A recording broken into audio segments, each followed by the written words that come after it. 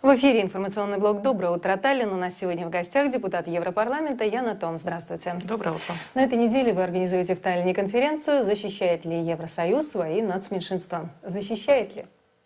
Ну, как посмотреть? Мы пригласили 3 человек. Это Андрей Мамыкин, русский из Латвии, Ильхан Кучук, турок из Болгарии, и Нильс Торвальдс, швед из Финляндии. Это все защитники. Чтобы посмотреть как бы на разные сценарии жизни нацменьшинств в Европейском Союзе. Все очень по-разному. Самая печальная ситуация, ну, как мне кажется сейчас, до дебатов, конечно же, у турок в Болгарии. Вот, мы где-то посерединке, но и такая действительно история успеха, это, конечно, шведы в Финляндии, у которых есть национальная партия.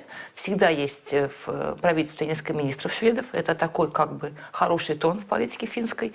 То есть вот нам бы хотелось эти все, так сказать, опыты сравнить и посмотреть, как можно прийти на этот, так сказать, высший уровень, то есть поближе к Финляндии.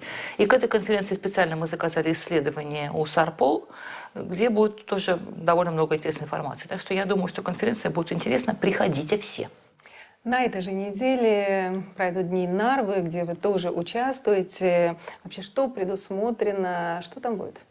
Ну, дни Нарвы проходят, так сказать, без моего участия, в том смысле, что я их не организую. Но в этот же день, какой-то у меня получается плотный четверг, 2 числа в четверг, вот мы заканчиваем в 3 часа конференцию, прыгаем в машину и едем в Нарву. И в Нарве в 6 часов в Нарвском колледже встреча с Эдгаром Сависаром.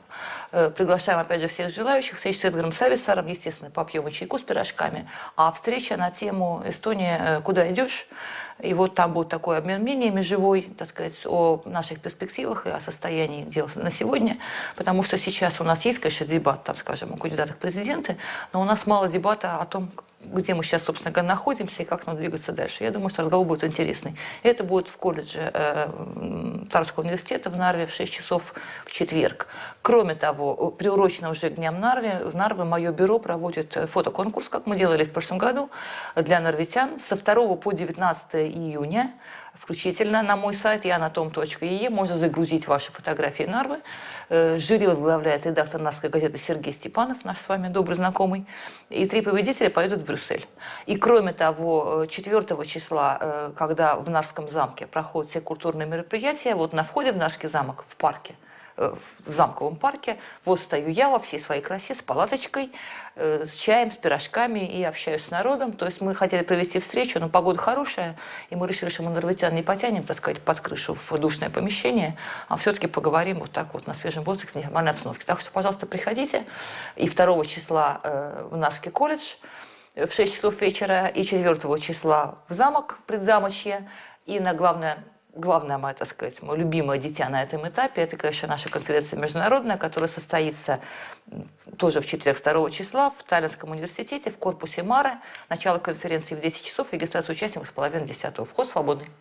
В последнее время Нарва у всех на виду. Нередко можно услышать, что не все так плохо, как видится из Таллина. А что видится из Брюсселя? Ну, честно говоря, Брюссель на регионы смотрит не очень внимательно. То есть в этом смысле люди, конечно, знают, что есть такой город Нарва, но так как сейчас волею, так сказать, судьбы геополитики и необдуманной внешней политики, российско-эстонская граница стала, так сказать, границей НАТО, на которой происходит концентрация, как мы знаем, так сказать, натовского контингента. Теперь нам обещали еще.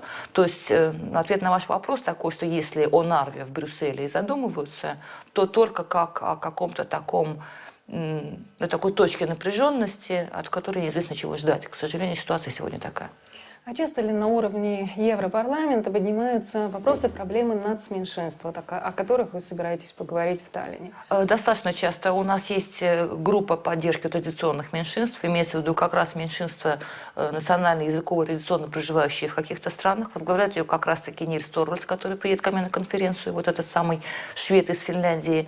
И проблем очень много у разных нацменьшинств, и мы находим общий язык, в принципе. Основная проблема, честно говоря, сейчас, это то, что деятельность по защите нацменьшинств многими странами-членами ЕС воспринимается как что-то угрожающее этим государствам, что в корне неправильно, но это проблема не только эстонская, касающаяся русских в Эстонии, это касается, скажем, и венгров в Румынии, и турок в Болгарии и так далее. То есть вот как это преодолеть, об этом мы и хотим поговорить в четверг. Спасибо. Мне остается напомнить, что сегодня у нас в гостях была евродепутат Яна Том.